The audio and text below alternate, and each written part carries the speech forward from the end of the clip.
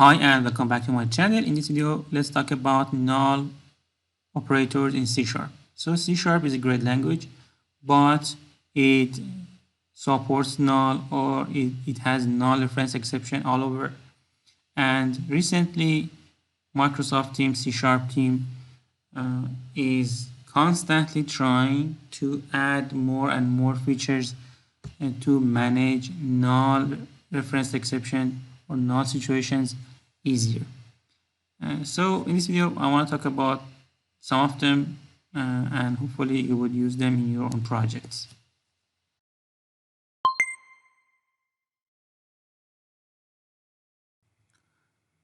So I have a demo project here and we have a class called book and it has a property called author, and author is another class. So we are using these types interconnected, and now let's try to get the value of the age of the author. And to do that, let's add author age and assign it to be author.age, and let's add a breakpoint here. We don't need this one. Let's run in debug mode.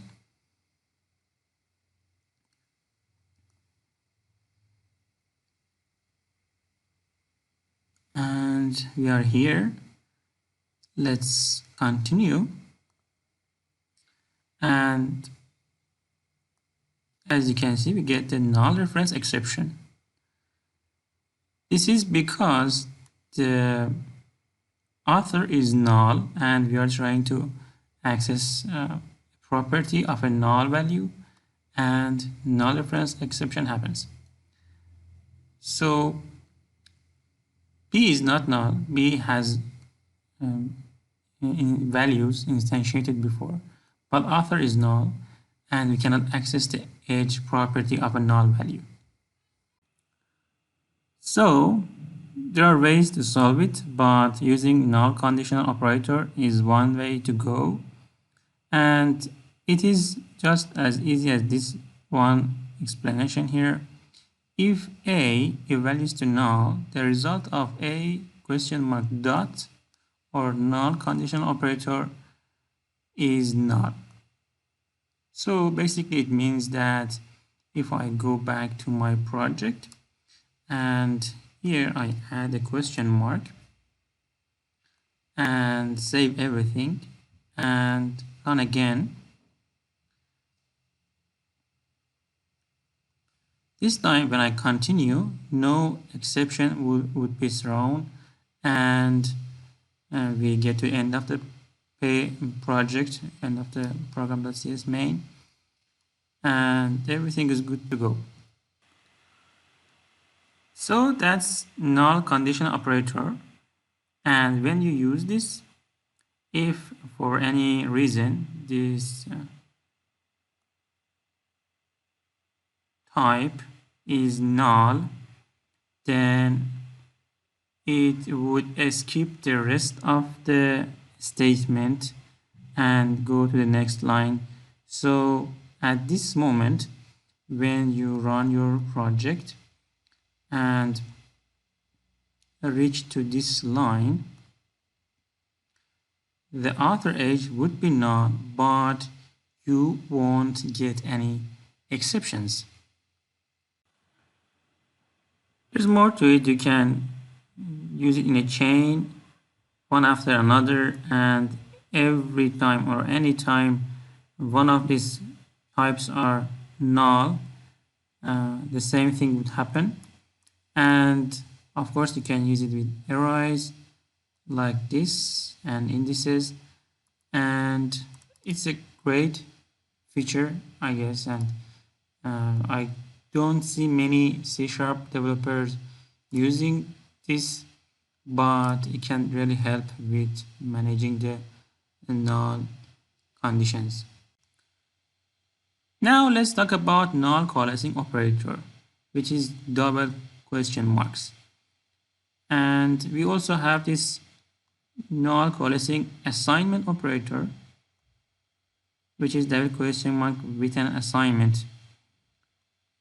And they are kind of the same, but they have different use cases. There, I see too much explaining, but I think that this diagram would help a lot with understanding how non-coalescing operator would work. So we have this operator here, and we are going to assign the value of x to y. So if x is null, then the right side of this operand would return, which is -1, and otherwise you'll get the value of x. So that's it. That's all non-coalescing operator does. It checks for the null values, and you can use it to return data. So let's see it in action. Let's remove this line, and this time I want to get the published date for the book, and to do so, let's assign it to variable called PD. And now I'm not sure if published date has a value or not. It is a nullable, and I can use published b.published date and use double question marks for non-coalescing operator, and return the date time mean value. If for any reason the published date is null, you want to go to the mean value of date time, and that's it. Let's run the project. I don't need this one, or let's run it in debug mode.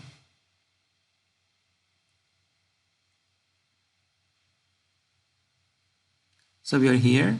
The published date is null, so we're expecting to get the datetime mean value, which is this date and time. So if I continue, the PD equals to mean value. So it is much cleaner than checking it with if and else. We can do this like if b.published date has value, then PD equals published date, b.published date, else do this to other thing, or the other ways using shorthand if. But of all the ways you can implement this, this looks like cleaner and easier. Now let's talk about non-coalescing operator, which is this double question mark and an assignment. And to use this, let's go back to our project and let's comment this line. And I can do this like this: b.published date double question mark and assignment to date time mean value. So if for some reason the published date is null, then the value of date time mean value would be assigned to it. Otherwise this will not happen. So if published date is not null, then it would skip the rest of the line and go on the next line. And if it is null, the right side of this operand would be assigned to the left side, and that's how the assignment works. So that's it for today. I tried to show you some non-management features of C# language, and hope that you could use them in your projects. Thanks for watching and see you soon.